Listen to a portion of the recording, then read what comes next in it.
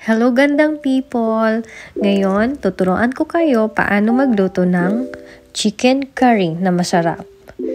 Umpisahan na natin. Una, magsusute muna tayo ng garlic. After ma-mince ng garlic, ito muna yung uunahin natin. Okay, so ayan, halo-haloin.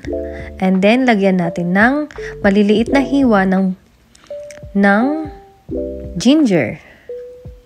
Ang ginger kasi, nagpapalasa siya at nagpapawala din ng parang amoy, malansa.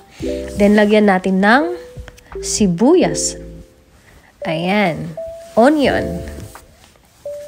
Isang buo ng onion para masarap. Ayan, halo-haloin lang natin to. Then, lagyan din natin ng kamatis. Ayan, tomatoes. Okay, so iano lang natin siya. Halo-haloin hanggang sa mag-golden na ang kanyang kulay. Tapos, pwede rin natin itong pisain para mas mabilis maluto ang kamatis.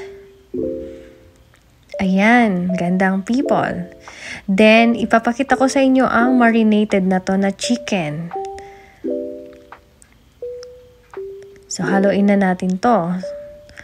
So, ihalo natin ang marinated na chicken. So, yung chicken na to, minarinate na namin to kagabi. Nilagyan namin siya ng paminta, kaunting toyo, paprika, at saka kaunting asin. Tapos, halo-haloin lang natin to hanggang sa maluto ng kaunti ang chicken. Ayan. So, halo-haloin lang natin ito siya. Tapos, lagyan din natin siya ng either tomato paste or tomato sauce. Kung wala kayo nun, pwedeng ketchup. Then, a little bit of pepper, black pepper. And, pwede din natin lagyan ng garlic powder, onion powder. At saka, lagyan natin ng at least 2 teaspoon ng chicken curry powder. Tapos, halo-haloin lang natin ito ng maigi hanggang sa kumulo na to at lumambot ang chicken. Then, lagyan natin ng tubig. So, yung water na ilalagay natin, depende yun kung gaano karami yung lulutuin nating chicken curry. So, lagyan lang natin to. Huwag masyadong madami. Hindi na kami na gano'n ng measurement kasi tansya-tansya na lang to. Kasi kung marunong ka na magluto, natututunan mo na lang siya kung gaano kadami ang kailangan. Ayan, so nilagyan namin siya ng madaming tubig. Ngayon, pakukuluan na natin ang ating chicken curry. Ayan, habang kumukulo at pinapalambot ang chicken, ngayon naman, i-deep fry natin. Hindi naman siya sobrang deep fry, kundi magpa-fry lang tayo ng patatas. Ayan, yung potatoes natin. Huwag masyadong maliliit na hiwa. Dapat medyo malalaki ng kaunti. I-fry lang natin siya hanggang sa magmukha na itong golden yellow color. Ayan. Oh, yan. Pwede na to. Huwag masyadong luto. Baka masunog. Magiging matigas siya. Pero ngayon, eto siya. Pwede na to.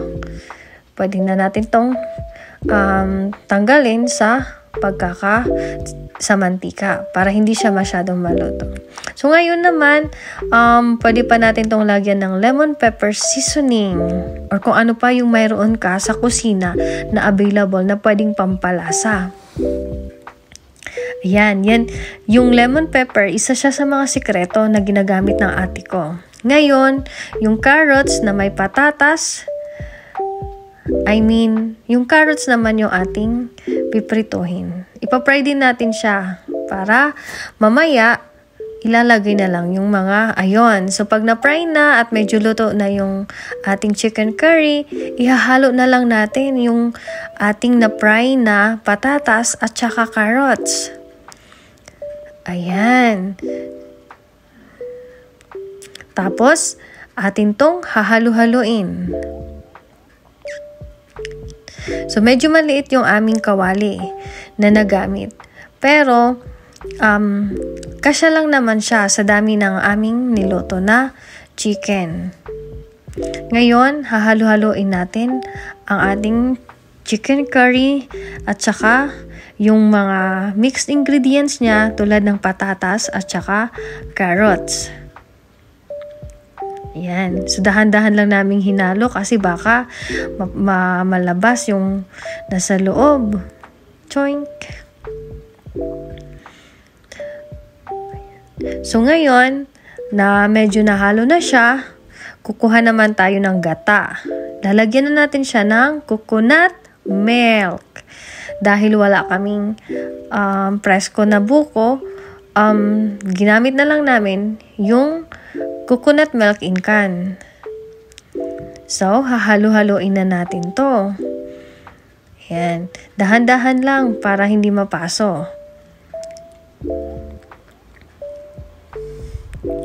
So, hintayin lang natin to na kumulo. At kapag nakita na natin na nahalo na yung gata at saka kumulo na siya ng maigi, pwede na to. Ready na tong kainin. Makikita nyo, mukha pa lang masarap na. Kaya, isa ito sa mga paborito na ulam namin ng ate ko. Kaya ngayon, ready na ang ating chicken curry with carrots and patatas. Now, we are ready to eat. Thank you!